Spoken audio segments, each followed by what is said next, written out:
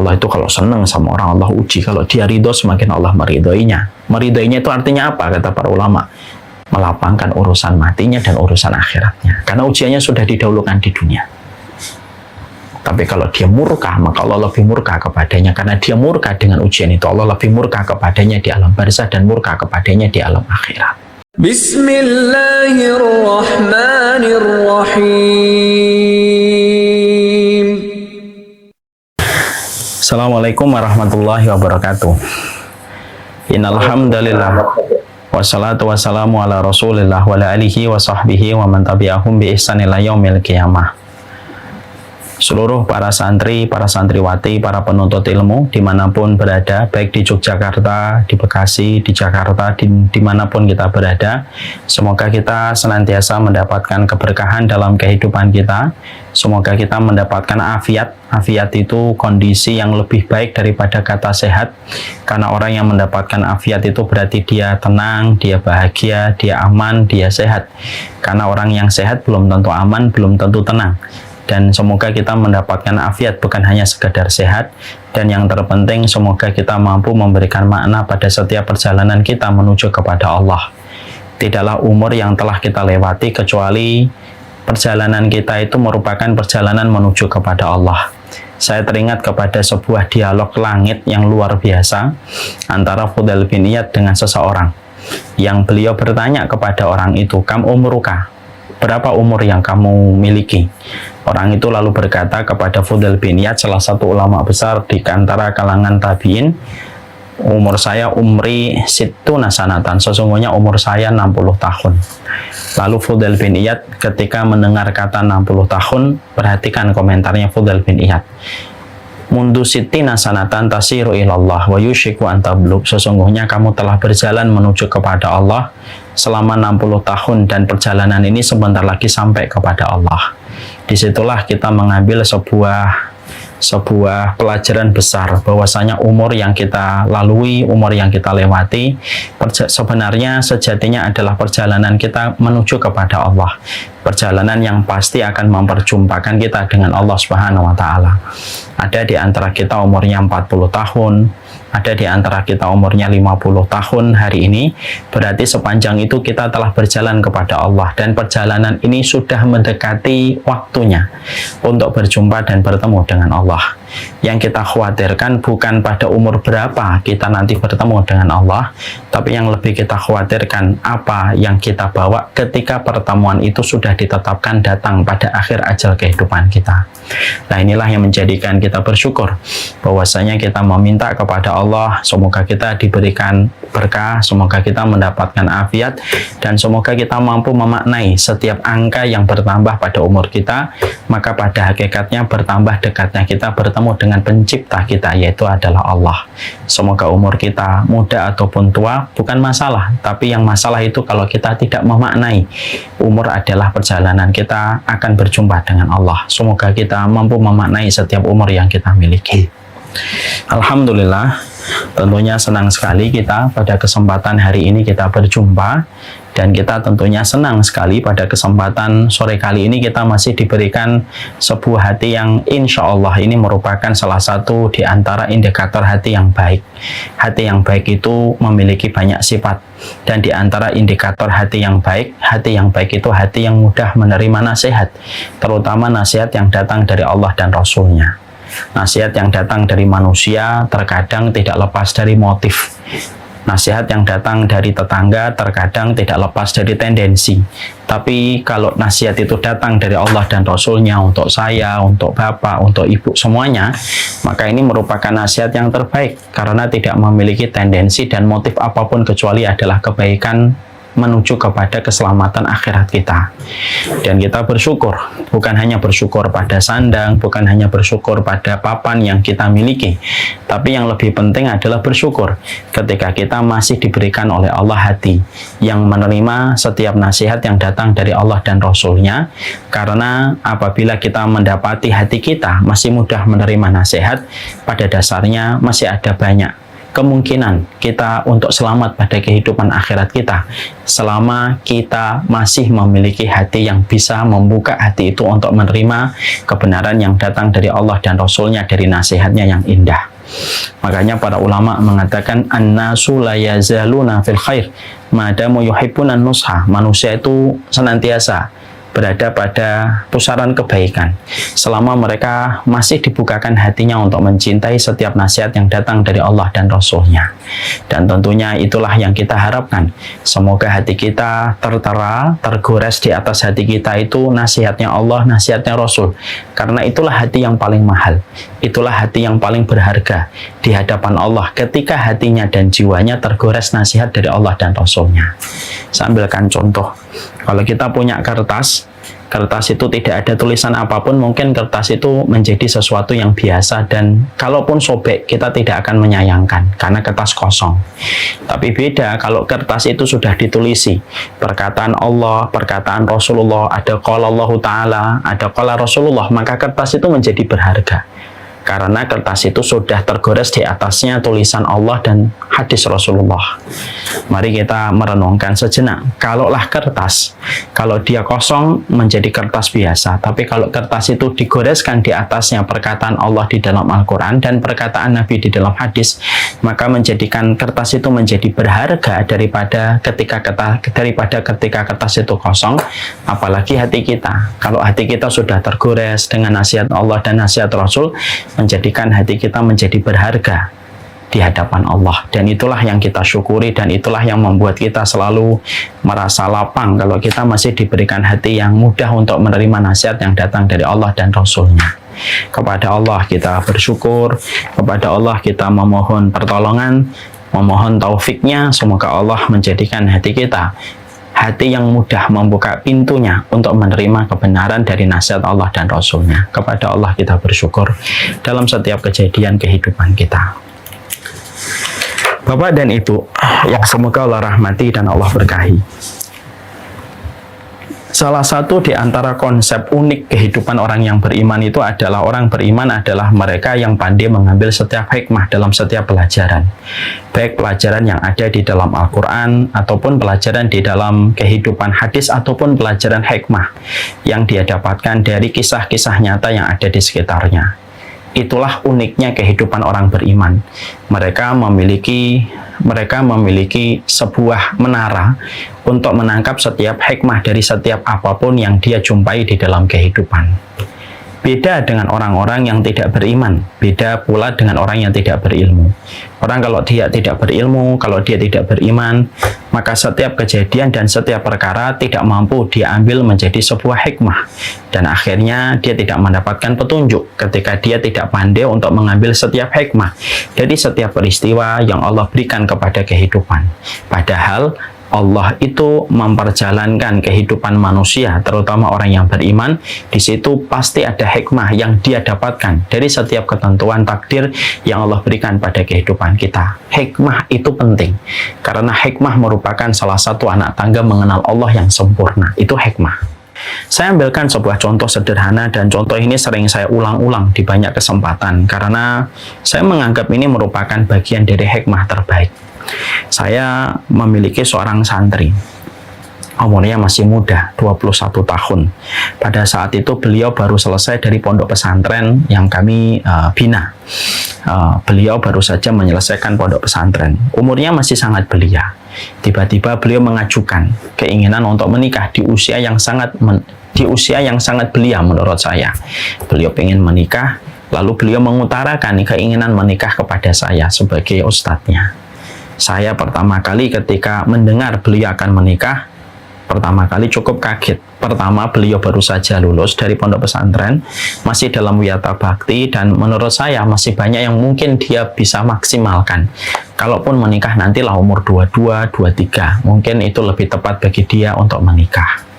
Saya tanting, Pak. Tahu tanting ya, kalau orang Jawa pasti ngerti. Saya tanting itu saya uji dia, saya kasih jalan, bener nggak bahwasanya beliau pengen menikah. Saya kasih berbagai macam perkataan, berbagai macam kondisi untuk membuat ujian bagi dia supaya memikirkan kembali keinginan beliau untuk menikah. Singkat cerita dan singkat kisah, beliau masih mantap untuk menikah, dan ternyata beliau sudah menetapkan siapa yang menjadi calonnya, diurus oleh salah satu ustadz yang kami kenal juga. Akhirnya karena sudah tidak bisa diapa-apakan, sudah tidak bisa diongkak-ongkek kata orang Jawa, ya sudah, saya tentunya memberikan izin, memberikan doa kepada beliau supaya beliau memang tepat di dalam pilihan beliau untuk menikah. Walaupun usianya sangat muda, 21 tahun baru selesai untuk studi di pondok, dan ternyata beliau juga berwiyata bakti. Maka saya mendukung dan akhirnya mendoakan beliau. Sampai akhirnya beberapa waktu kami mendapati sebuah kejadian nyata bagaimana bapaknya beliau yang santri saya ini belum sempat mendatangi beliau, dan ketika hari pernikahan tidak bisa datang karena bapaknya ada di Sumatera, belum bisa datang karena kondisi COVID dan pandemi pada saat itu yang memang sangat ketat, bepergian dari satu kota ke kota yang lainnya. Maka ternyata baru beberapa bulan beliau menikah, tiba-tiba bapaknya beliau stroke. Dan singkat ceritanya bapaknya wafat dan meninggal dunia. Bapaknya meninggal dunia, dikuburkan. Tinggal satu ibunya bersama dengan 4 adiknya. Maka ibunya, beliau tinggal satu, dan ibunya pindah ke Jawa. Setelah pindah ke Jawa, maka ibunya beberapa lama, tidak lama setelah bapaknya meninggal, kondisi kesehatannya agak menurun, tiba-tiba sakit kepala pada satu malam. Besok ketika sebelum subuh beliau meninggal dunia. Masya Allah ya, akhirnya meninggal dunia. Dan akhirnya sudah lengkap meninggal kedua orang tuanya, bapak dan ibunya meninggal dalam waktu yang sangat berdekatan setelah beliau menikah. Dan beliau memiliki tanggungan 4 adik kecil, 2 adiknya masih kecil, perempuan-perempuan, dan 2 adiknya sudah agak besar. Masya Allah ya. Maka pertanyaan saya, akhirnya saya mendapatkan hikmahnya kenapa beliau menikah di usia muda, dan kenapa Allah membulatkan tekadnya untuk menikah. Karena ternyata jawabannya ada setelah beberapa bulan setelah kita mendapati kabar bapak dan ibunya meninggal dunia. Disitulah peran istrinya untuk membantu suaminya, menjadi partner untuk suaminya di dalam mendidik dan mengasuh serta merawat adik-adiknya. Dan tentunya itu akan lebih ringan ketika dia punya istri dibandingkan ketika dia harus merawat dan mengasuh anak-anaknya, adik-adiknya ketika tidak punya anak. Disitulah akhirnya kita paham, itu hikmah. Itu hikmah. Akhirnya kita menemukan jawaban dari setiap peristiwa yang terjadi di hari yang lalu. Hikmahnya baru ketemu mungkin 1 pekan, 2 pekan, 1 bulan, 2 bulan setelahnya. Baru Allah memberikan hikmah terhadap apa yang terjadi. Disitulah akhirnya kita mendapatkan dari kisah nyata ini bahwasanya Allah itu adalah hakim, Allah itu maha hikmah, Allah bijaksana di dalam setiap menetapkan setiap peristiwa, dan setiap peristiwa sejatinya di dalamnya ada sebuah pelajaran-pelajaran yang besar dalam setiap perkara. Dari penciptaan kita, wa fi anfusikum afala tubsirun, di dalam diri kita apakah kalian tidak melihat, di dalam pergantian siang dan malam, di situ juga ada pelajaran. Dan itulah yang menjadikan kita penting kalau kita orang yang beriman. Salah satu identitas orang yang beriman harus pandai mengambil hikmah dalam setiap peristiwa. Ada lagi kisah nyata yang saya dapatkan. Ada seorang suami istri bertahun-tahun mereka ingin punya keturunan, ternyata tidak kunjung mendapatkan keturunan. Setelah lebih dari 8 tahun mereka menikah, akhirnya punya keturunan. Istrinya mengandung. Tapi ketika istrinya mengandung, baru melahirkan, orang tua dari sang suami, orang tua dari laki-laki yang menjadi bapak dari anak yang baru dilahirkan ini, orang tuanya meninggal. Bapaknya meninggal tidak lama setelah itu ibunya meninggal. Apa hikmahnya? Ternyata Allah menghadiahkan laki-laki ini dengan seorang anak yang telah dia tunggu bertahun-tahun sebelum Allah akan ambil orang tuanya, supaya kesedihan yang dia rasakan tetap ada sebuah kegembiraan ketika dia melihat anaknya dihadirkan oleh Allah setelah bertahun-tahun, walaupun sebelumnya dia harus kehilangan dengan orang tua. Tapi itulah yang dinamakan dengan hikmah, dan itulah pentingnya bagi kita untuk mengambil setiap hikmah dalam setiap perkara yang terjadi pada kehidupan kita. Sama pula ketika kita mendapati hari ini kita berada di bulan Muharram, maka sesungguhnya kita paham bahwasanya bulan Muharram ini merupakan salah satu bulan yang mulia, salah satu bulan yang Allah menisbatkan namanya kepada bulan ini. disebut dengan syahrullah, yaitu bulannya Allah. Ini menunjukkan bahwasanya bulan Muharram ditandai dengan tahun baru Hijriah, maka ini merupakan sebuah waktu yang luar biasa. Ini merupakan prime time, dan ini termasuk Asyurul Hurum, di antara bulan-bulan hurum, bulan-bulan haram yang memiliki keutamaan yang besar yang tidak sama dengan bulan-bulan yang lainnya. Ada bulan Dzulqa'dah, ada bulan Dzulhijjah, ada bulan Rajab, dan ada bulan Muharram, dan itu termasuk Asyurul Hurum. Dan para ulama sampai mengatakan dan menjelaskan, di antara perkataan para ulama adalah sesungguhnya ada 10 hari yang paling utama di sisi Allah, jumlahnya ada 3. 10 hari yang pertama, 10 hari yang terakhir di bulan Ramadan, yang kedua 10 hari yang pertama di bulan Dzulhijjah, dan 10 hari yang pertama di bulan Muharram. Dan ini memiliki keutamaan yang besar pada 3 waktu ini. 10 hari yang terakhir di bulan Ramadan, 10 hari yang pertama di bulan Dzulhijjah, dan 10 hari yang pertama di bulan Muharram. Di situ ada syariat puasa Muharram atau puasa Asyura yang dilaksanakan pada tanggal 9 dan 10 dan 11, di mana bulan Muharram identik salah satunya dengan bulannya Nabi Musa, ketika Nabi Musa diselamatkan oleh Allah dari kejaran Fir'aun, dan pada saat itulah di bulan Muharram Allah menenggelamkan dan mematikan sekaligus secara mengenaskan dan tragis Fir'aun laknatullah alaihi. Setelah berpuluh-puluh tahun dia menobatkan dirinya sebagai Tuhan dan menentang dakwah yang disampaikan oleh Nabi Musa alaihi salam dan Nabi Harun alaihi wassalam. Nah, inilah yang menjadikan kita akhirnya paham, kita berada pada prime time-nya salah satu waktu yang sangat besar di sisi Allah, yaitu adalah bulan Muharram. Tentunya ketika kita berada pada bulan Muharram, dan ini berkaitan dengan tahun Hijriah, ketika kita paham bahwasanya tahun Hijriah itu ditetapkan pada peristiwa hijrahnya Nabi dari Mekah ke Madinah, lalu akhirnya menjadi patokan dan menjadi acuan, dijadikan menjadi tahun perjalanan orang yang beriman menggunakan penanggalan Hijriah berdasarkan keputusan istihad yang dimiliki oleh Umar bin Khattab radhiyallahu anhu untuk menetapkan acuan bahwasanya waktu di dalam perjalanan manusia dalam 1 tahun itu ditilik dari perjalanan hijrahnya Nabi dari Mekah ke Madinah. Maka inilah yang paling penting. Yang paling penting bukanlah festivalnya, yang paling penting bukanlah hura-huranya, yang paling penting bukanlah seluruh program dan acara apa yang kita selenggarakan ketika kita menginjak awal di bulan Muharram, tapi yang paling penting adalah hikmah apa sih yang kita harus temukan dalam perjalanan kita ketika kita diberikan waktu oleh Allah sampai di bulan Muharram.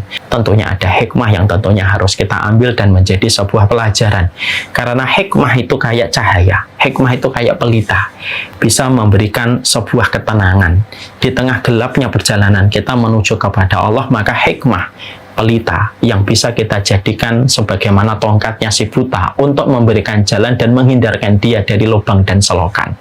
Itulah pentingnya hikmah, dan itulah yang harusnya menjadi pekerjaan kita, memetik hikmah dalam setiap apapun yang Allah berikan pada kehidupan kita. Maka ini pula yang menjadikan kita akhirnya, kalau boleh kita bicara, maka ketika kita bicara tentang bulan Muharram, maka kita mengambil sebuah pelajaran penting. Kalau kita menjelaskan satu persatu di antara hikmah yang kita peroleh dan kita dapatkan di bulan Muharram, tentunya sangat panjang.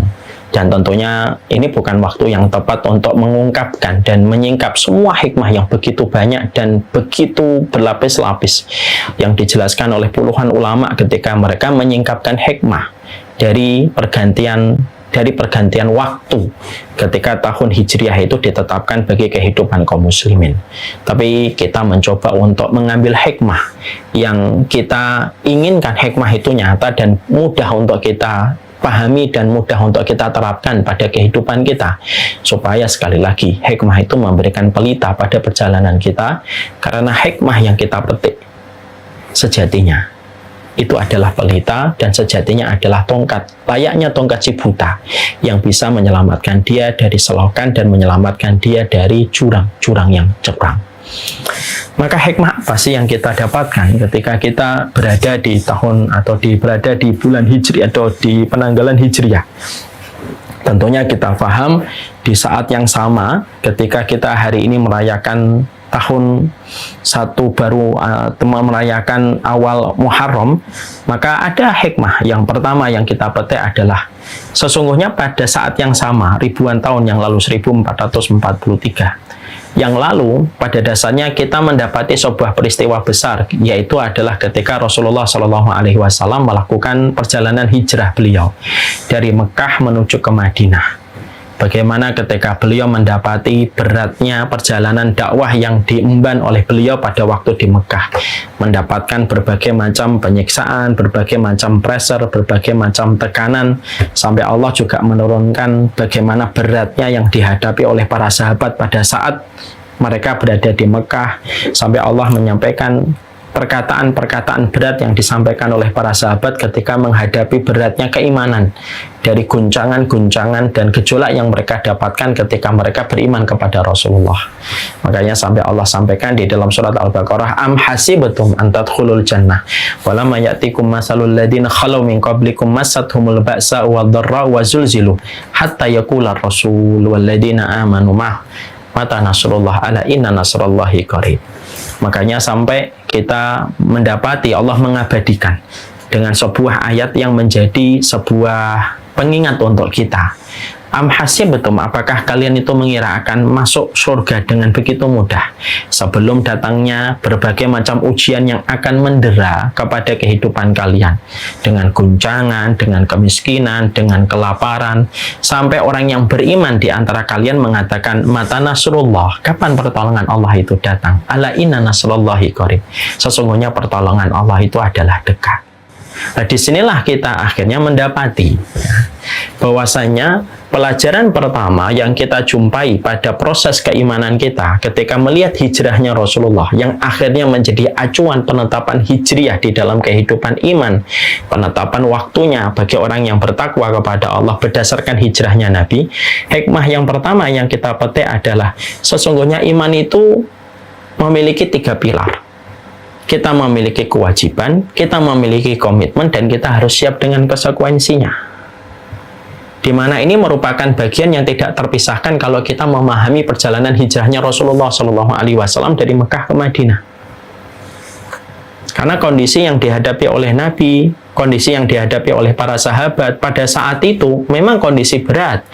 Sampai-sampai perkataan mereka mengatakan, walaupun mereka adalah orang yang sempurna di dalam imannya, tapi mereka tetap mengatakan mata nasrullah, bukan karena mereka tidak yakin pertolongan Allah. Perkataan itu untuk menunjukkan betapa berat yang dirasakan oleh para sahabat pada saat itu di tengah himpitan ujian yang Allah berikan kepada mereka ketika di kota Mekah. Makanya kemudian akhirnya ini merupakan salah satu di antara konsekuensi yang tentunya dihadapi bagi seorang yang di dalam kehidupan iman mereka.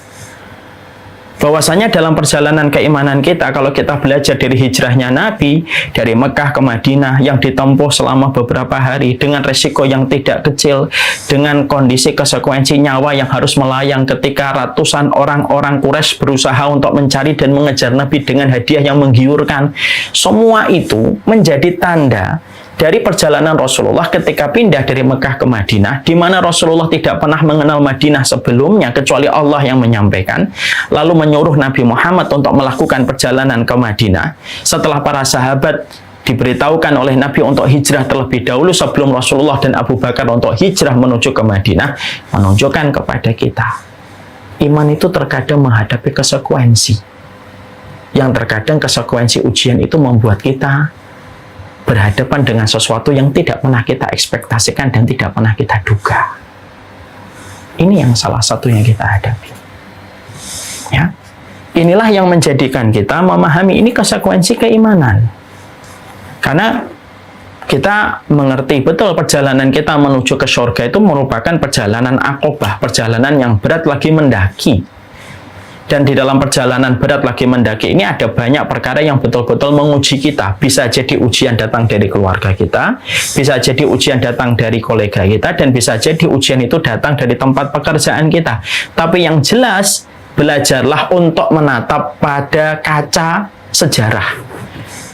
Menataplah pada perjalanan sejarah bahwasanya hijriyah ditentukan, lalu akhirnya menjadi sebuah sebuah waktu yang ditentukan oleh Umar bin Khattab bagi kaum muslimin itu berdasarkan kepada sebuah peristiwa besar ketika Nabi merasakan konsekuensi dan para sahabat di dalam keimanan, lalu mereka menyelamatkan agamanya untuk menuju ke Madinah, menyelamatkan agamanya dengan berbagai macam risiko yang dihadapi untuk memberi pelajaran kepada kita. Orang beriman itu tidak pernah meminta diuji, tapi mereka adalah orang yang harus siap kalau ujian itu datang, mendera pada kehidupan mereka.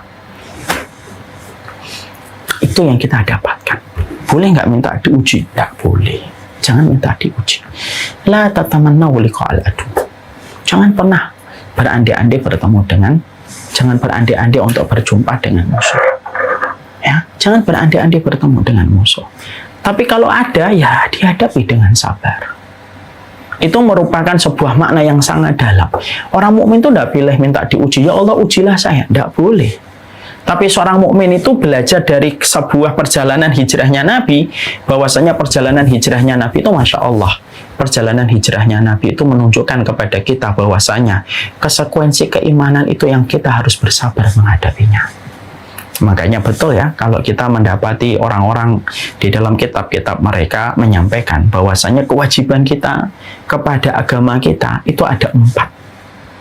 Berilmu, beramal, berdakwah, dan bersabar. Yang 4 ini kewajiban kita. Jadi kalau ditanya apa sih kewajiban kita terhadap keimanan kita? Kewajiban kita kepada Allah, kewajiban kita kepada Rasul, kewajiban kita kepada agama kita, itu 4. Kamu berilmu, kamu harus tahu tentang Allah, kamu harus mengerti siapa Rasul. Kamu beramal dengan apa yang kamu pelajari, sedikit demi sedikit. Jangan hanya menjadi orang yang belajar tanpa sibuk beramal, karena tidak ada keberkahannya. Lalu kamu berdakwah, kamu mendakwahkan kepada mereka yang belum paham. Karena dakwah ini tidak hanya dipikul sama mereka yang belajar di pondok ataupun di fakultas syariah, siapapun yang mereka punya ilmu, walaupun dari huruf hijaiyah yang dia hafalkan dan dia ketahui, dia harus menyampaikan. Lalu setelah itu as-sabru 'alaiha, bersabar di atasnya. Dan inilah perkara yang harusnya kita peroleh. Terkadang Allah itu akan memberikan kepada kita ujian yang tidak pernah kita ekspektasikan dan tidak pernah kita duga datang, lalu menguji keimanan kita. Lalu yang Allah lihat dari apa yang kita peroleh dari ujian itu adalah 1, kesabaran kita untuk mendapatkan rahmatnya Allah, karena rahmat Allah itu berbanding lurus dengan besarnya sabar pada setiap ujian yang Allah berikan pada kehidupan kita. Dan itu diperlihatkan oleh Nabi. Nabi menyelamatkan agamanya. Padahal Nabi adalah orang yang paling berat dengan kota Mekah. Kalau kita pikir ya, siapa orang yang paling berat dengan kota Mekah sebelum Nabi melakukan perjalanan hijrah? Yang paling berat dengan kota Mekah itu Rasulullah, karena beliau keturunan langsung dari Nabi Ibrahim. Beliau dari suku Quraisy yang terhormat. Beliau dari kabilah yang sangat mulia. Tapi justru Nabi terusir dari kota Mekah menghadapi beratnya dan pressure yang beliau hadapi bersama dengan para sahabat. Padahal pemilik doa yang paling mustajab di atas muka bumi ini adalah Rasulullah. Kalaulah Rasulullah mengangkat tangan, maka selesailah urusan yang ada pada saat itu. Dan kalaulah Allah tidak ingin memberikan pelajaran kepada umatnya, pastilah Allah langsung menolong Nabi Muhammad ketika berada di Mekah. Kalau langsung Nabi tidak diberikan ujian, mungkin kita selaku umatnya Nabi tidak akan pernah mendapatkan pelajaran bagaimana menghadapi ujian. Karena apa? Karena Nabi kita tidak pernah diuji. Tapi justru Allah itu memberikan contoh yang paling nyata dan paling mudah untuk kita pahami, kata Imam Qurtubi dalam kitabnya At-Tadhkirah. Nabi diberikan ujian. Nabi kemudian harus terusir dari kota Mekah menuju kepada kota Madinah, supaya kita paham bahwasanya ujian itu merupakan konsekuensi dari keimanan yang harus kita siap untuk memikulnya. Lalu disitulah kita belajar bagaimana kesabaran Nabi dan para sahabat menyelamatkan agama mereka prioritaskan daripada keselamatan yang lainnya. Dan itu harusnya menjadi sebuah atmosfer yang kita bangun. Semakin tua, terkadang kita akan berjumpa dengan hal-hal yang tidak terduga. Tapi kita harus yakin pertolongan Allah lebih besar daripada ujian bagi mereka yang selalu mendekat kepada Allah. Orang kalau semakin beriman, semakin berat ujiannya. Iya. Dan kita mengatakan ini berat loh. Karena apa? Karena ini karena kata-kata ini kata-kata ini tuh berhadapan dengan siapapun tidak terkecuali yang berbicara. Makanya Rasulullah SAW mengatakan inna asyaddan nasi bala'an al-anbiya'u fal anbiya' summal amsalu fal amsal idza kana dinuhu syiddatan ubtuliya syiddatan idza kana dinuhu riqqatan ubtuliya ala hasbi dinihi. Kata Rasulullah, sesungguhnya orang yang paling keras ujiannya itu adalah para nabi dan orang-orang yang mengikuti para nabi. Idza kana dinuhu syiddah, kalau agamanya kuat, ujiannya juga berat. Tapi kalau agamanya ringan, maka dia diuji berdasarkan ringannya dan ringkihnya iman dia, sebagaimana yang dia miliki. Di situ kita mendapati, jangan kemudian kita takut untuk menjadi orang yang beriman. Enggak, memang ujian orang beriman itu berat. Tapi ingat, pertolongan Allah lebih besar daripada ujian. Yang kita khawatirkan bukan ujian, selama pertolongan Allah itu lebih besar. Tapi disinilah kita belajar. Dalam setiap peristiwa kita memasuki tanggal 1 Muharram, disitulah kita akan melihat betapa besarnya perjuangan Nabi. Meninggalkan keluarga, meninggalkan tanah yang beliau cintai, meninggalkan keluarga yang beliau sayangi, meninggalkan umat yang saat itu musyrik yang beliau cintai lebih daripada beliau mencintai dirinya sendiri. Dan beliau tinggalkan, terusir menjadi orang yang paling dibenci di kota Mekah, menyelamatkan agamanya menuju kepada kota Madinah. Padahal Nabi sempurna akhlaknya, sempurna attitude-nya, sempurna segala macam yang dimiliki oleh Rasulullah. Tapi itu pun tidak lepas dari pengusiran yang didapatkan oleh beliau ketika peristiwa hijrah itu datang kepada Nabi dan para sahabat. Nah, ini yang memberikan kepada kita memahami betul. Makanya Rasulullah itu tidaklah asing atau tidaklah mengherankan kalau tidaklah Rasulullah itu sampai dinobatkan menjadi pemuka dan pemimpin para penduduk surga, karena ujian paling berat yang dirasakan manusia itu adalah Rasulullah. Nabi itu bukan hanya dakwahnya yang berat, sampai rasa sakit yang diperoleh Nabi itu adalah rasa sakit yang paling berat. Makanya Nabi itu kalau demam, sakit itu sakitnya 2 kali orang biasa. Wa inni la'u aku kamayu aku bihi rajulaini minkum. Saya kalau sakit itu 2 kali sakitnya kalian, kata Rasulullah. Bahkan sakaratul mautnya Nabi itu 2 kali sakaratul mautnya orang biasa. Imam Qurtubi dalam kitabnya Tadhkirah li Ahwalil Mauta wa Umuril Akhirah menyampaikan kenapa Nabi itu ujiannya paling berat. Sampai sakaratul mautnya itu 2 kali sakaratul mautnya orang biasa. Imam Qurtubi mengatakan supaya memberi pelajaran hikmah besar kepada umatnya Nabi. Kalau Nabi dan Rasul aja ujiannya seberat itu, maka bersiaplah kita untuk diuji dalam kehidupan kita. Nah, ini yang kemudian kita harus peroleh.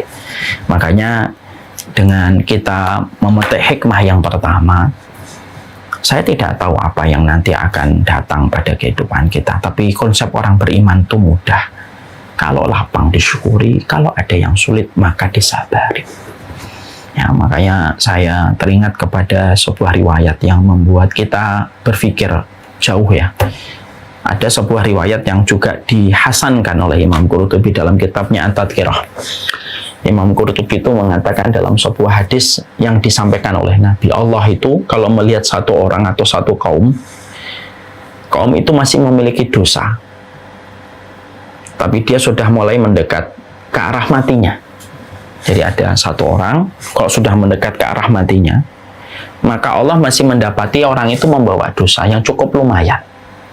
Maka kalau Allah itu menyayangi dia, Allah berikan kepadanya ujian sebelum dia menginjak garis ajal, supaya ujian itu membersihkan apa yang tersisa pada dosa-dosa itu, sampai ketika melangkah dan mendekat ke garis ajal, dosanya sebagian besar sudah terhapuskan dengan ujian yang Allah berikan, supaya ringan ketika dia berada di alam barzah, karena ujian dan kesulitan sudah didahulukan ketika di dunia dan tidak lagi dia tanggung dalam kehidupan barzahnya.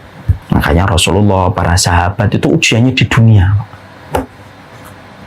Tentunya orang yang sudah diuji oleh Allah dan dia bersabar pada ujian yang Allah berikan, Allah tidak akan memberikan ujian 2 kali bagi mereka yang telah ikhlas menerima ujian itu. Siapapun yang diuji di dunia, maka dia lepas dari ancaman kesulitan di alam barzah, karena ujiannya sudah didahulukan di dunia kalau dia bersabar.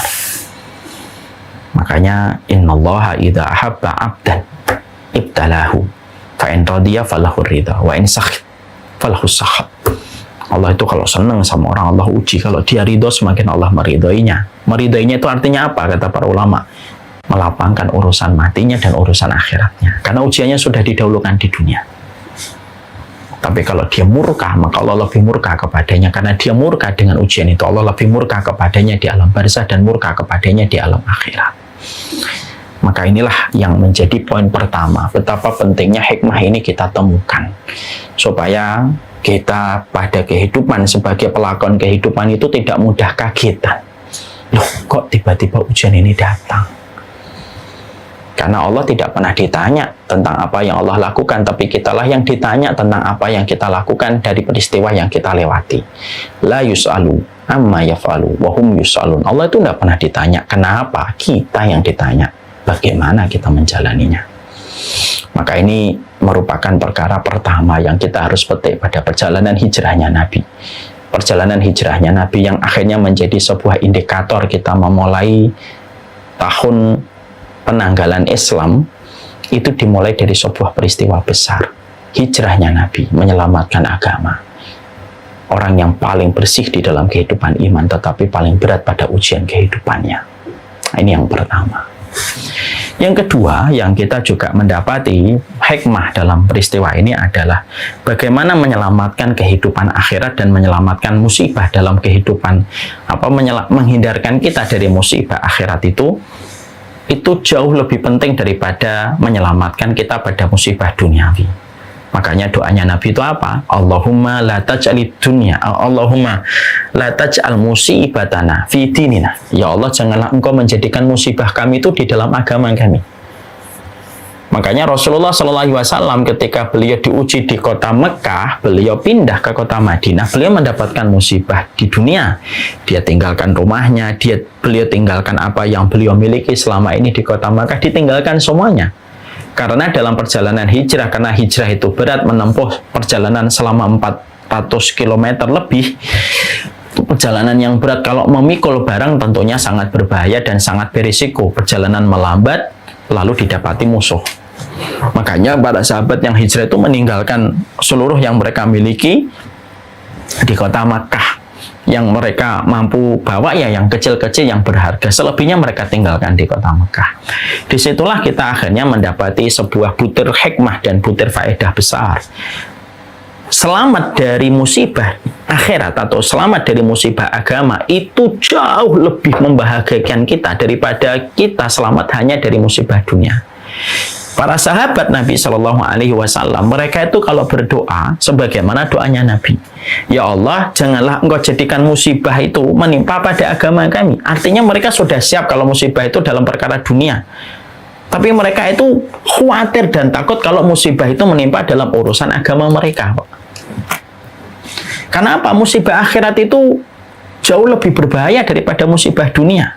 Maaf ya, kalau ada anak kita, nasallallahu salamah, kalau ada anak kita misalkan tiba-tiba dipecat dari kantor, ya nasallallahu salamah walafah, ini contoh saja, tapi anak kita tetap sholat, tetap ridho kepada Allah, tetap berprasangka yang baik kepada Allah, walaupun dia dipecat dari kantor, itu musibah dunia. Tapi ketika dia tidak kehilangan prasangka yang baik kepada Allah, berarti dia selamat dan tidak mendapatkan musibah akhirat. Maka musibah dunia itu menjadi ringan dibandingkan musibah akhirat. Karena banyak orang itu yang diuji dengan musibah akhirat, Pak.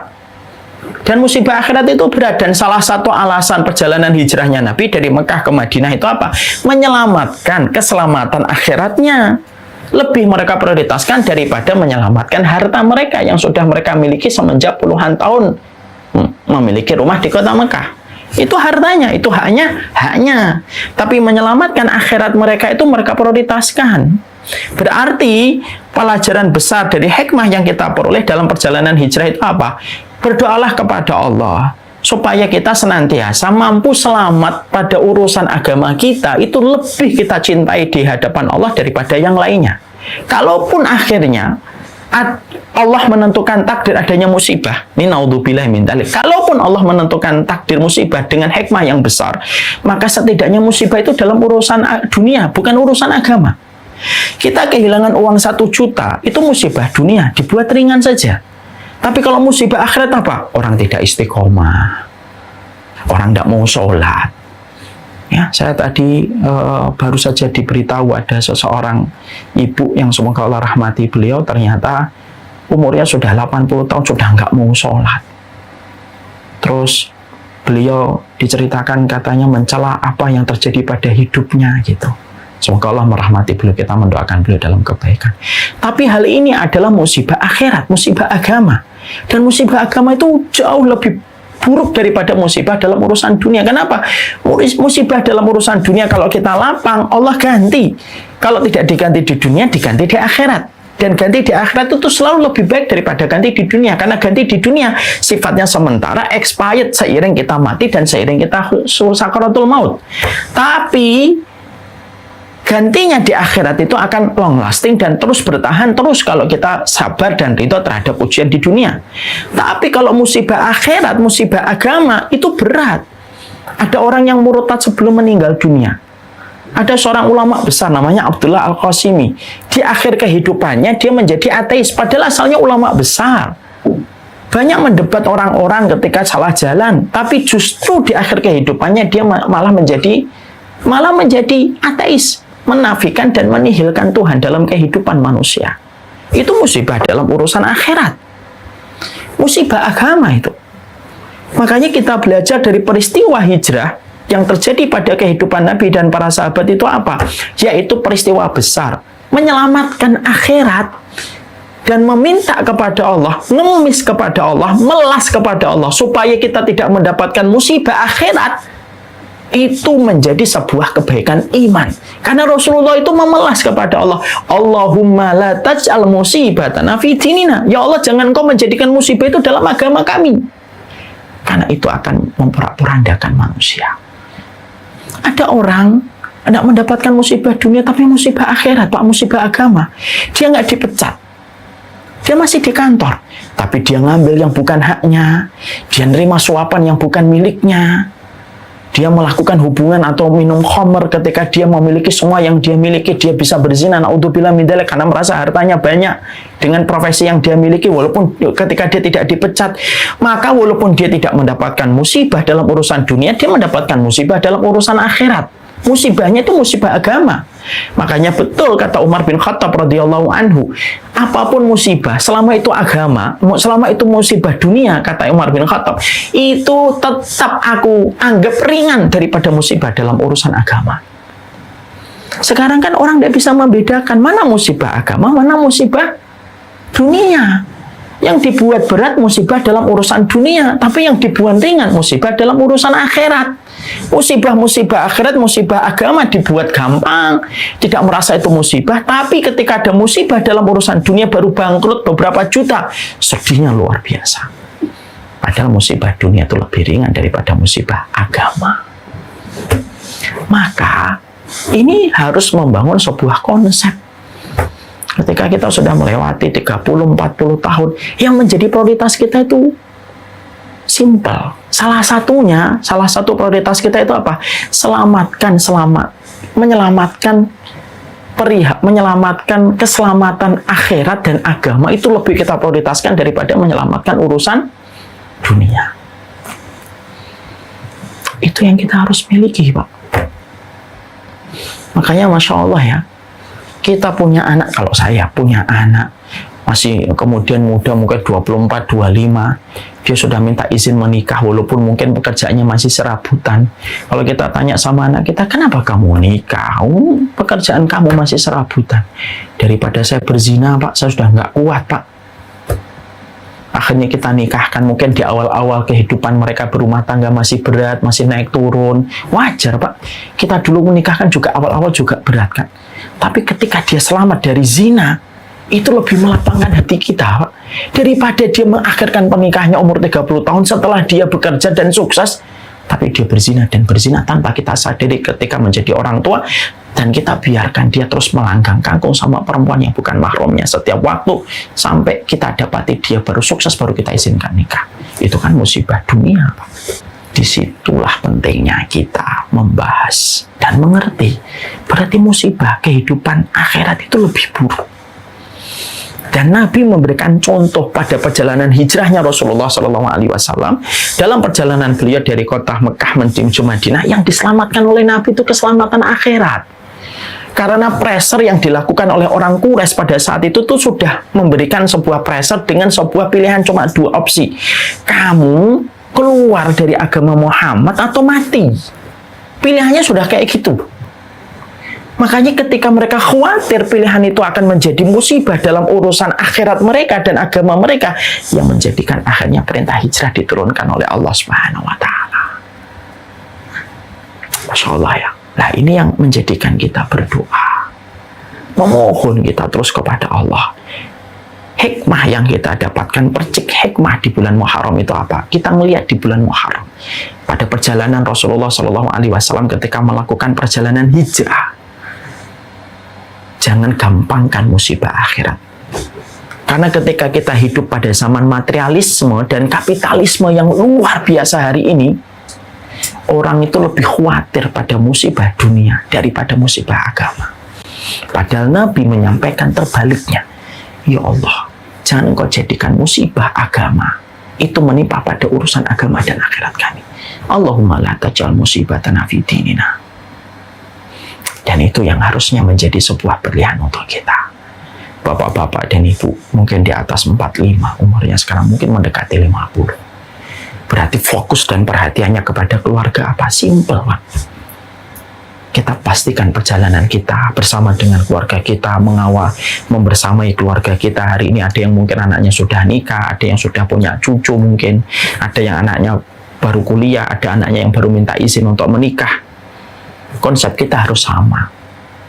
Dari percik hikmah yang kita dapatkan dari perjalanan hijrahnya Nabi itu apa? Pastikan keluarga kita selamat pada musibah agama. Itu lebih kita cintai dan lebih kita bahagia daripada yang lainnya. Kalaupun kita akhirnya mendapatkan musibah dalam urusan dunia, mungkin itu bagian dari konsekuensi ujian iman yang Allah berikan kepada manusia. Yang apabila kita hadapi, yang apabila kita siap dengan konsekuensinya, bersabar, itu akan menjadi bulir-bulir pahala besar dalam urusan barzah dan urusan akhirat kita.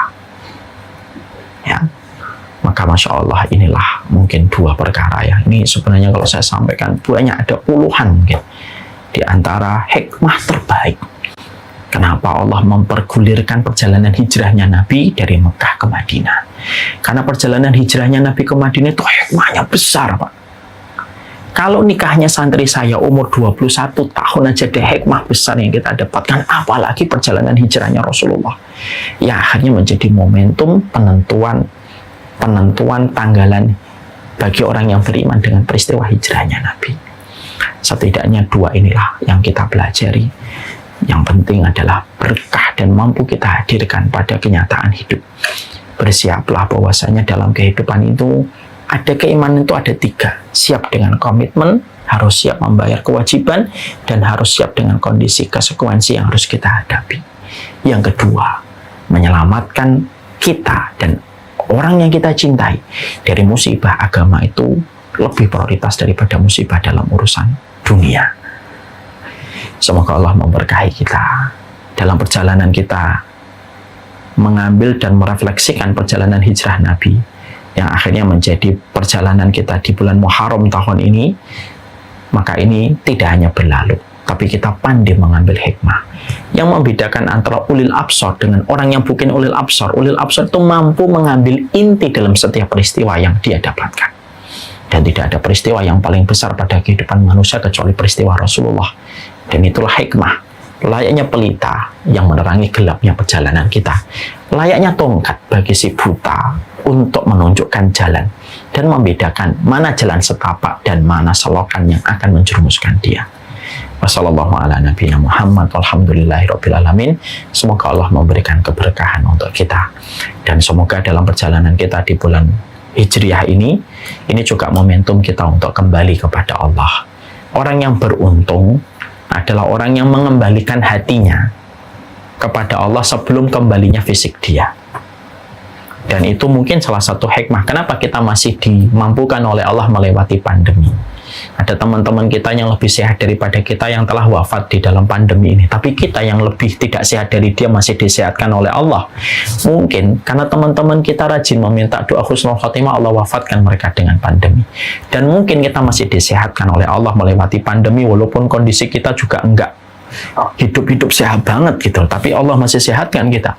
Mungkin hikmah supaya kita mengembalikan hati kita dulu sebelum kembalinya fisik kita ke alam barzah. Orang yang beruntung itu sederhana, kembali hatinya sebelum kembali fisiknya. Semoga kita mampu mengambil hikmah dalam setiap peristiwa. Ini yang dapat saya sampaikan dalam pertemuan hari ini. Semoga Allah memberikan keberkahan untuk kita.